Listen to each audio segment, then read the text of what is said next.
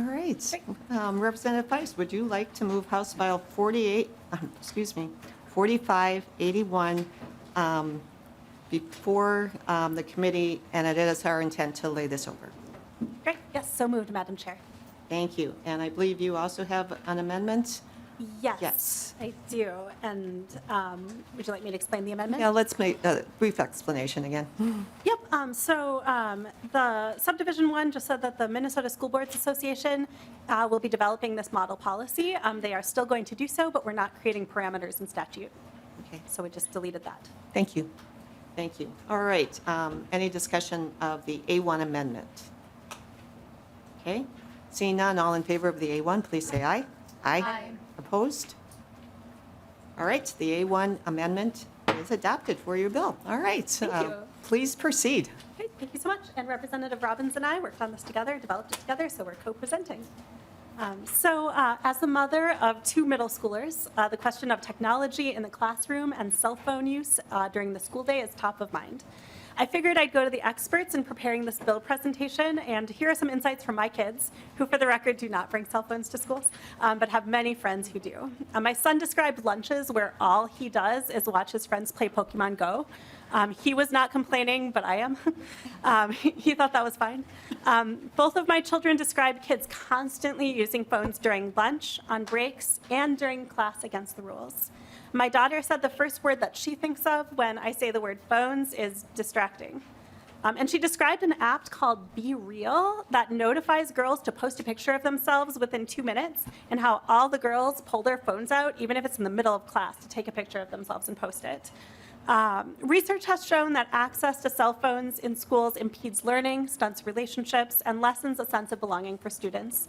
While a common motivation for schools to prohibit phone use has been to eliminate a source of distractions, another has been to help students' mental health by reducing a source of stress and anxiety. In addition, cell phone use during an emergency can increase safety risks as students are distracted from life-saving instructions during a lockdown. The more we understand about cell phones in schools, the more it is clear that we need to be proactive, collaborative, and thoughtful in how and when their use is permitted. The schools in my House district have varying levels of restrictions on phone access and use, and oftentimes the discretion and enforcement is left to the teacher.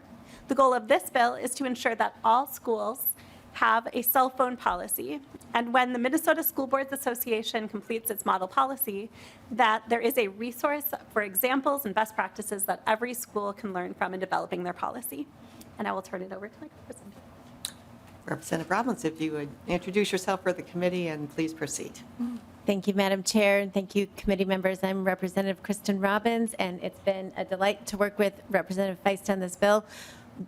Through my work on social media in a different context of trying to limit algorithms targeting kids with unsolicited content, I found the research on how distracting it is in schools. And I referenced the article in your packet about Dr. Jonathan Haidt and Cell-Free Schools. It's excellent. At the beginning of the school year, that article came out in the Atlantic in August, and I took it to all of my superintendents this fall, and I said, please, let's make a plan in our districts I have 7 districts, to reduce cell phone use in schools, because the research shows how impactful it is, but it only works if it's building wide, because otherwise there's good teachers who let you have your phone, and they're the cool teachers, and then there's other teachers who are the mean, awful teachers who don't let you have your phone, right? And so it has to be a building-wide decision and to be effective. And so in my travels, I found my middle school in Maple Grove principal, Patrick Smith, the only principal in my district doing this, and he has had phenomenal success. And so I look forward to you hearing him. Thank you. Thank you. And we will now turn to the testifiers on this. First of all, Amy Kujawat. I can't do it. Sorry. Chawaski. How about that? I'm getting. If you would introduce yourself for the record, and please proceed. Sure. Hello, committee members. I'm Amy Kajowski. It is a mouthful. I serve as the middle school principal in St. Anthony. Our middle school is a part of the St. Anthony New Brighton School District. And I'm here in support of House File 4581. As you all know, we've seen a significant increase in mental health concerns, chronic absenteeism, and a lack of connection our kids feel to the school community. The research suggests it is not just the impact of COVID-19, but also the saturation of smartphones and social media in our kids' lives, especially the kids ages 11 to 14, my students, that has led us to this crisis.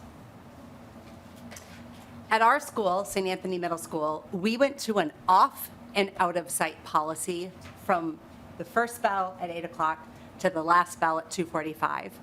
Both off and out of sight is key. We ask our kids to turn their cell phones off and put them in their lockers if ever we see them, because we know research suggests the further the distance from the students to their phone, the better the chance of learning is.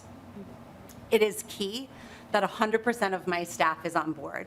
No one lets it slide, so that students know this cell phone practice will be enforced consistently and predictably. This has had a profound impact on our culture: more time to connect, less time to argue, fewer power struggles, and kids secretly tell their families they like it. The Minnesota Principal Survey says principals are seeking support. The mental health needs of our students require us as principals to create predictable, consistent practices to help our students become more successful. As a building level principal, my teachers and I could put our cell phone practice in place because we had the support of our school board and my superintendent. Requiring schools to have a policy, as House File 4581 lays out, it would allow students to work with their superintendents and boards to ensure they have a smartphone practice in place that is safe and good for kids. Thank you. Thank you. Thank you. And we also have Patrick, for this particular testifier? Yeah, this is real easy. All right. You'd stay a moment. Ms. Representative Gudowski, I just want to congratulate you for having an eighth grader from your school participating in the state math tournament next week. That's right. I know that eighth grader well. What was his name? Mason, he did a great job in the band concert on Thursday night, too. Thank you. Forgot his last name. Hurdle, of course. Got it. All right, next up is Patrick Smith, principal from Maple Grove Middle School.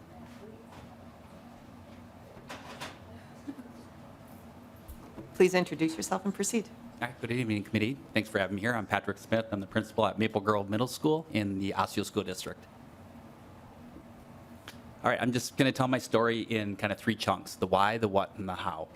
I'm a new middle school principal. This is my fourth year at Maple Grove Middle. I spent 20 years in elementary, so I found in that time I didn't have a lot of cell phone issues per se. Boy, did I find out the reality when I got into middle school.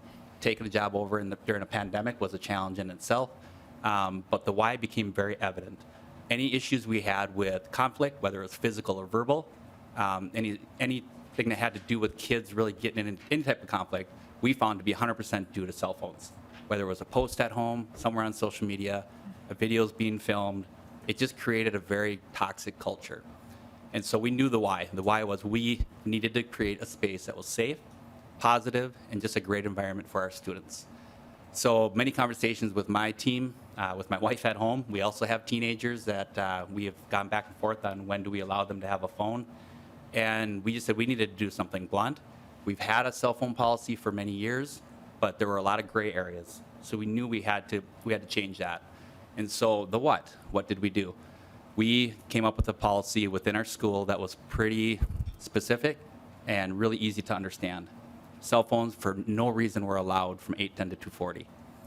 I did concede after parent input, after talking to parents, they really, in the times that we have now, there's this big desire to have phones on their child's person. And so we did allow them to have them in school, but knowing that from 8:10 to 2:40, if they were to come out at all for any reason, we take it away. And so the what was, first time we take it away, student gets to pick it up at the end of the day. The second time we take it away, there's a contact home, student gets to pick it up and bring it home. And the third time and every time here on moving forward, if it gets taken away, it's a parent pickup. The what happens? We instantly noticed that it was a game changer. The culture and climate of our building, our students were happy. They weren't looking at their phones during the hallway or at lunchtime. They were talking to each other.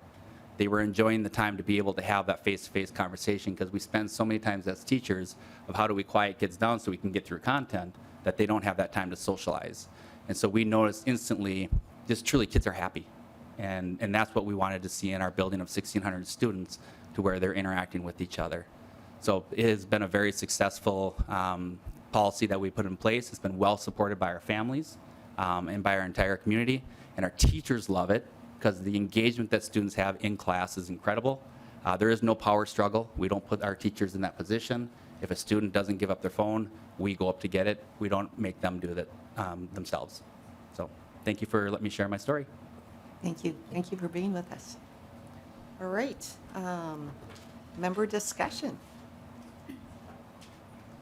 I know we all can make comments about cell phone use, and it has nothing to do with the way we work. Chair Yuki.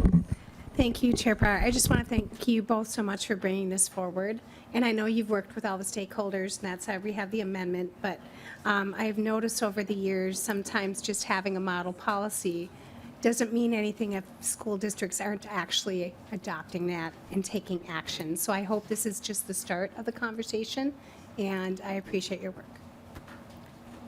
Comments, either Representative Feist or Robbins. I think our goal was to be, I think we have lots of opinions about what we would like to see all schools do, but the goal is to let schools have that autonomy, but just to ensure that they're prioritizing making these decisions. So, but I agree, it's the start of the conversation, not the end of it. And I would just add, Madam Chair, when I talk to my principals and superintendents, they want to do this, and I think having the model policy and having these examples of schools where it's working will help give them sort of a tool to take to their parents or their teachers and help get it on board. I do think this is preferable to a statewide mandate, because everyone still has their nuances and in different school districts and also different buildings, different ages, different needs. So I personally think this is a great first step, but it'll be an important tool that they can point to and say, these are best practices, this is what other schools are doing. And my principal, Smith, has seen when he's spoken at principal conferences, that just gives people courage to go for it. Representative Bennett. Thanks, Madam Chair. Just a couple comments. I thank both of you for bringing this forward. I think it's an incredibly good discussion, important topic. I'm a little confused, though. It was, and I am actually a co-author on this bill, but my concern is that it was my understanding that there were not mandates on schools in this bill, and that the mandate was actually on the Department of Ed to create model policy, which has been removed, which is fine, but it still does concern me that there truly is a mandate, because it is requiring schools to come up with a policy. Granted, most schools probably already do have a policy, but I don't support more mandates for schools, because we have inundated them with mandates and they need a chance to catch their collective breaths, and if that's a proper way to say that, and initiate what they currently have. So that is a great concern of mine, because it was my understanding that there were not mandates here. And that's on me, because I scanned the bill, and I should have done what I always told myself I'll do, is say, I'll wait, I'll read it, and then come back to it. Hopefully next time I'll do that the proper way. But so I'm not blaming you all, I'm blaming myself. But it does concern me with the mandates, and I know my colleagues are, mandate, and my colleagues are as well. Representative Robbins. Thank you, Madam Speaker, and thank you, Representative Bennett. Yes, the initial conversation and construction was that it would be a mandate on the School Boards Association to create the model policy, but then the schools could choose to adopt it. But in our research, we were told that most schools have some sort of a cell phone policy, but what's missing is orienting those policies towards phone-free schools rather than just a policy of how you can use the cell phone. And so that's when I believe in the conversation with stakeholders it changed. But yes, I share your concern about mandating new mandates on schools. They have a lot on their plate. But since most have them, I don't personally feel this will be egregious. We just want it that the model policy will be oriented towards reducing phone use in schools.